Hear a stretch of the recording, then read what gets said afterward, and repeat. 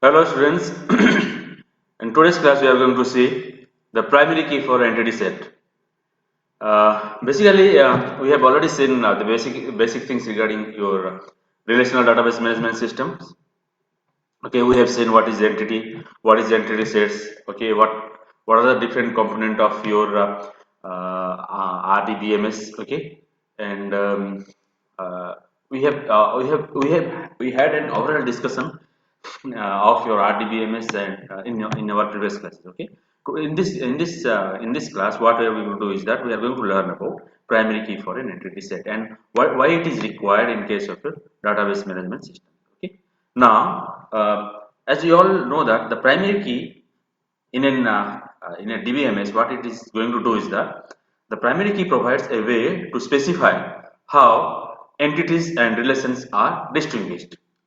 As you all know that in an entity set, inside an entity set, we have attributes and these attributes will have some values. Okay, now this primary key is going to identify these values inside this entity set, or we can say the entity set. As you all know that entity set is consisting of your entity, and this primary key is going to identify uniquely these entities inside an entity set, and how it is going to perform these things we will see through an example. Okay, before that we can see that entity differences are expressed in terms of attributes, but as you all know that an entity set, let's suppose say any student information, or we can say a course information, all these things we can take an entity set, and in this entity set these entity set will be having some sorts of attributes that makes a difference between, it may be a course entity set, it may be a student entity set, whatever it is. So they will be differentiated with the attributes that they have, or they are characterized by the attributes. Okay. Now, in the second point, it says that attributes values should uniquely identify an entity.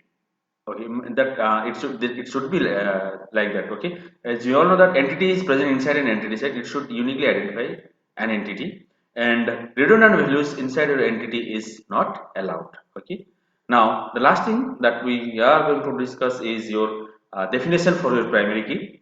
A primary key for an entity set is an attribute that uniquely identify an entity. Okay, so a primary key, what it does is that it uniquely identify an entity inside your entity set. Let's take a small example and we'll try to find out how this works. You see, we have an entity set. Let's suppose the name of this entity set student info. Okay. Now this entity set has different attributes, 5 attributes. Okay, this is attribute 1, this is attribute 2, this is attribute 3, this is attribute 4, and this is attribute 5. Okay. Now this all these attributes has three values. Okay, this is for this attribute 1 is your student id, it has got three values. The same thing carry forward to all the attributes that we have in this entity set. So in this example we have three entity. One is, this is entity 1, this is entity 2, and this is entity 3. Now we will try to see the value associated with each and every attributes. Now if suppose say I want to identify an entity with the attributes, let's suppose say student id.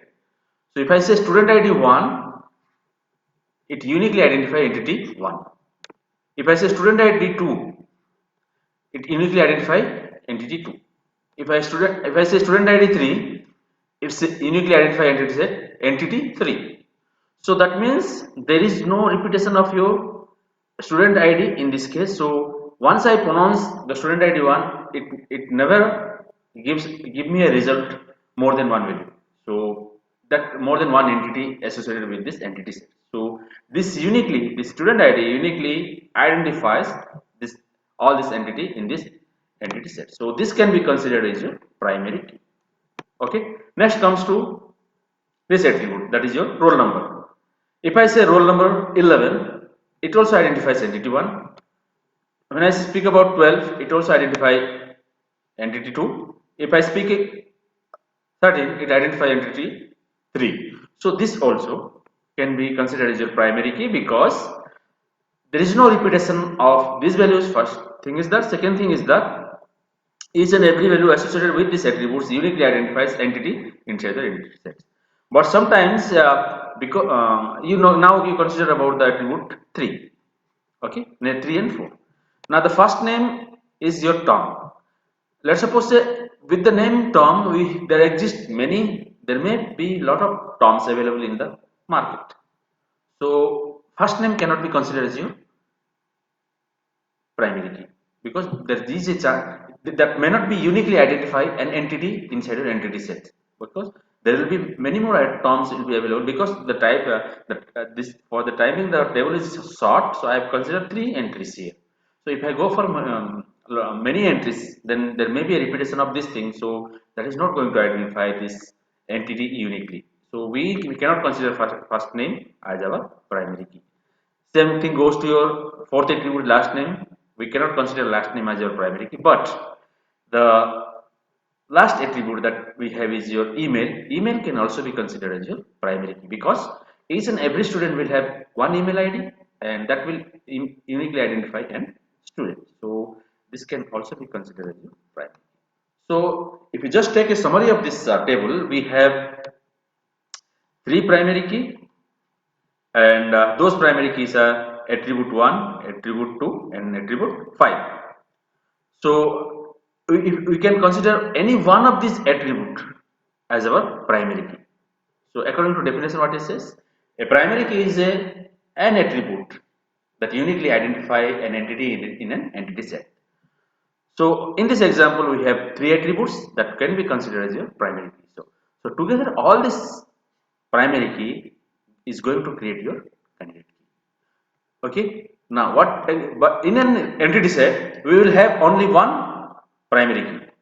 We cannot have more than one primary key in an entity set. So even if there are three attributes available as our primary key, but we can consider one attribute as our primary key for a particular instant of time. So if we consider, let's suppose, if we consider one as our primary key, this is our primary key, then what about attribute 2 and 5?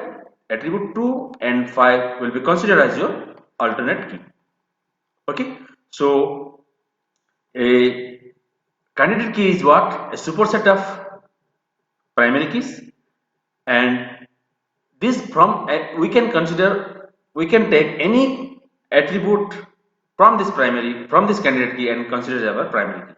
Okay, and we will take only one attribute as our primary key and rest everything whatever it will remain, it will be considered as your alternate key. Okay, so this is what is all about your primary key inside your entity set. So in this example, you can just see this figure. We have student ID as our primary key, here roll number as our primary key, okay, then email as our primary key. So all this thing together, they are going to construct your candidate key. But as I already told you that in an entity set, we will have only one attribute as our primary key. So if the student ID will be considered as your primary key, then roll number and email will be your alternate key. So this is the way how exactly the primary key is associated with an entity set and how it is going to make a difference in an entity set. So this is all about your primary key in an entity set. Thank you.